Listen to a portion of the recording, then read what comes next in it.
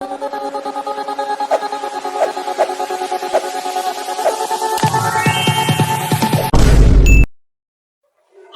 Hello viewers, welcome back to our channel. நான் உங்க PK வந்தாச்சு.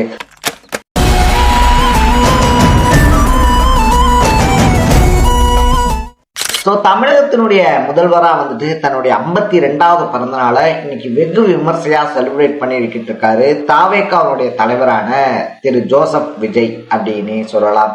ஸோ இதுக்கு முன்னாடி வரைக்கும் வந்துட்டு பார்த்தோம் அப்படின்னா அவர் தளபதி விஜயா இருக்கிற வரைக்குமே அவருடைய பர்த்டே அப்படின்னா படம் ரிலேட்டடான ஏதாவது ஒரு அப்டேட்ஸ் கிடைக்கும். அப்படி இல்லை அப்படின்னா ஃபர்ஸ்ட் லுக்கு அப்படின்ற மாதிரி வந்துட்டு அவருடைய பிறந்த நாளை ரசிகர்களா கொண்டாடிக்கிட்டு இருந்தவங்க இந்த பிறந்த நாளை முதல் முறையா தொண்டர்களா கொண்டாட ஆரம்பிச்சிருக்காங்க அப்படின்னு சொல்லலாம்.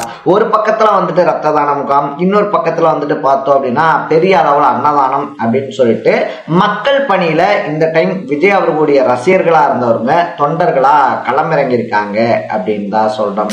ஸோ நடிகரா இருந்த வரைக்கும் வந்துட்டு பார்த்தோம் அப்படின்னா பெரும்பாலும் வந்துட்டு அவருடைய பர்சனல் லைஃப், அதாவது வந்துட்டு அவருடைய பர்சனல் பக்கம்னு சொல்லுவாங்களே, அவருடைய பர்சனல் ஆக்டிவிட்டிஸ், அவர் எப்படி இருப்பார், எந்த அளவுக்கு பர்ஃபெக்டா இருப்பாரு அப்படின்ற மாதிரி வந்துட்டு பலருக்கும் தெரியாத விஷயங்கள்.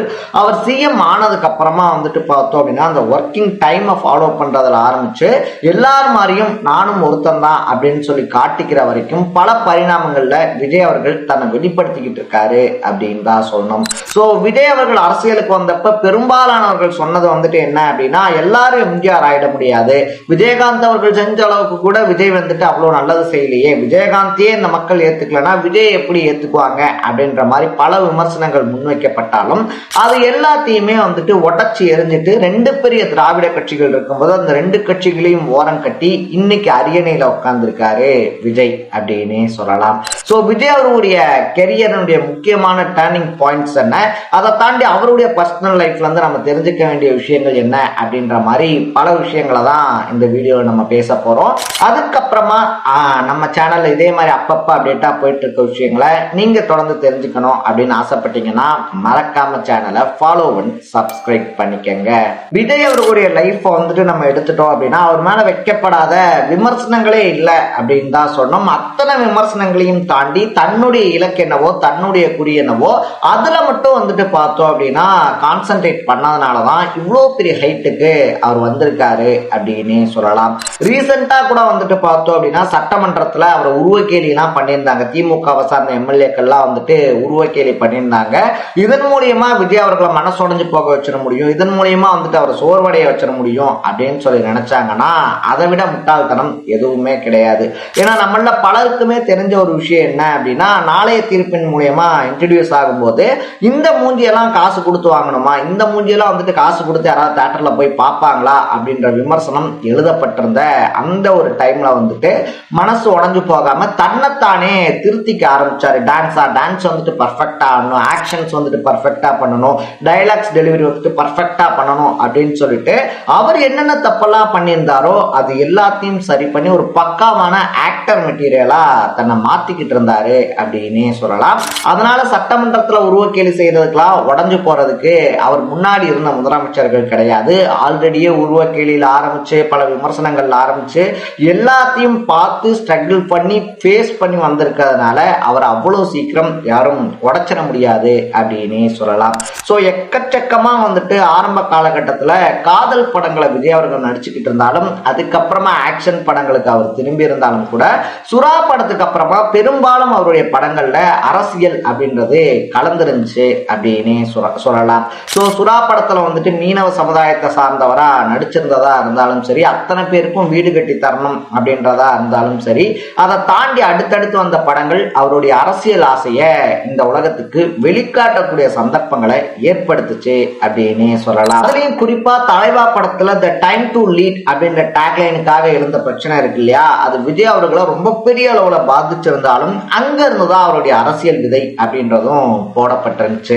அதுக்கப்புறம் தொடர்ந்து வந்துட்டு மத்திய அரசாங்கம் மாநில அரசாங்கத்தை விமர்சல் படங்கள், சர்க்கார் மாதிரியான படங்கள் இருக்கு இல்லையா, தன்னுடைய அதிரடியான அரசியல் கருத்துக்களை தெரிவிச்சிருந்தாரு விஜய் அப்படின்னு தான் சொல்லணும். சோ விஜய் அவர்கள் இவ்வளவு பெரிய ஹைட்டுக்கு போயிருக்காரு, இவ்வளவு பெரிய உச்சத்துக்கு வந்திருக்காரு. ஏன் விஜயகாந்த் அவர்களால செய்ய முடியாது விஜய் செஞ்சாரு அப்படின்னா, ஒரு தெளிவான ப்ரீ பிளான்ட் அப்படின்னு சொல்லுவாங்க இல்லையா, விஜய் அவர்கிட்ட இருந்து இன்னைக்கு பிறந்த நாள் அப்படின்றதுனால அவர்கிட்ட இருந்து இந்த 3 விஷயத்த நம்மளும் ஃபாலோ பண்ணோம்னா எவ்வளவு பெரிய ஹைட்டுக்கு வேணாலும் போலாம். ஃபர்ஸ்ட் வந்துட்டு ப்ரீ பிளான்டா நம்ம எங்க போகணும் அப்படின்றத வந்துட்டு தெளிவா அந்த எண்டிங் பாயிண்ட் எது அப்படின்றத நோட் பண்ணிடணும். அந்த நோட்டுக்கு பண்ணதுக்கு அப்புறமா வந்துட்டு அந்த நோட்டுக்கு ஏத்த மாதிரி தன்னுடைய செயல்பாடுகளை செய்ய ஆரம்பிக்கணும். உடனே ஒரே வருஷத்துல கட்சி ஆரம்பிச்சு ஆட்சி அமைக்கிறது அப்படின்றதெல்லாம் முடியாதுன்ற மாதிரி, உடனே எடுத்தோடனே முடியாது அப்படின்னாலும் தன்னுடைய டார்கெட்டை பிக்ஸ் பண்ணிக்கிட்டு அதுக்கு நேரா ஓடுறது. 2வது விஷயம் பெர்ஃபெக்ட். நம்ம ஒரு விஷயத்த வந்துட்டு கோலை செட் பண்ற வரைக்கும் ஓகே, ஆனா அதை பொறுத்து அதை தாண்டி அந்த விஷயத்துக்காக வந்துட்டு நம்ம எந்த அளவுக்கு பெர்ஃபெக்டா இருக்கோம், எந்த அளவுக்கு வந்துட்டு மெனக்கிறோம் அப்படின்றது இருக்கு இல்லையா, அதுதான் வந்துட்டு நம்மள அந்த கோலை நோக்கி கூட்டிட்டு போகும் அப்படின்னே சொல்லலாம். ஸோ நம்ம வந்துட்டு நம்மளுடைய லைஃப்ல டைமிங்ல ஆரம்பிச்சு மற்ற எல்லா விஷயங்கள்லையுமே பெர்ஃபெக்டா இருக்கும் அப்படின்னாலே மோஸ்ட்லி நம்மளை சுத்தி இருக்கக்கூடிய விஷயங்கள் நமக்கு என்ன தேவையோ அதை நோக்கி நம்மளை கொண்டு போயிடும்.